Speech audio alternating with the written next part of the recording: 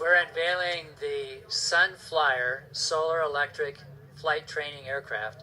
And as you can see behind me here, it's a beautiful aircraft, very, very sleek, but fundamental in the disruptive technology that's being applied here is it's all electric.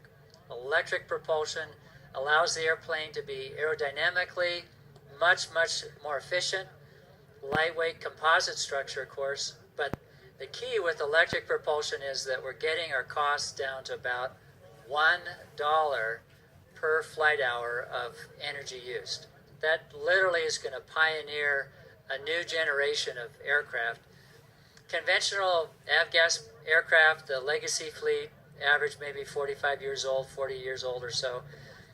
The cost of aviation gasoline per flight hour is prohibitive. $35 to $50 of aviation gasoline makes flying an expensive proposition.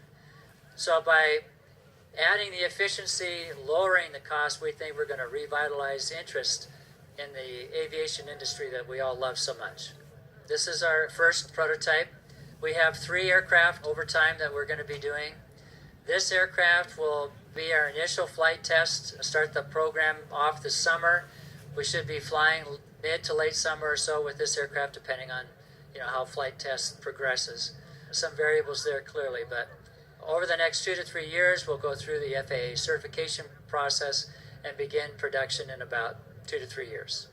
We think we're going to have a production entry and orientation towards flight training to begin with.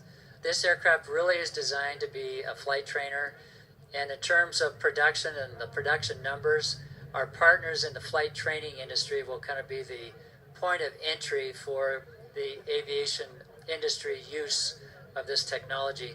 We fly for about 3 hours initially. So a flight training sortie with a roughly 1.2 to 1.5 hour training requirement is ideal. As the next generation of battery technology and we add additional batteries to the airplane, then we'll begin to see a little bit more of a transition to private pilots, which will be able to enjoy a 4 or 5 hour flight. Certainly in the next 5 to 10 years, we'll be much, much more familiar with electric aviation.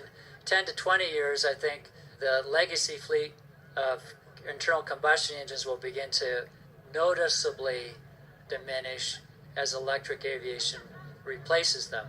Just like automobiles, we'll begin to see more and more of them over the next 5, 10, and 20 years.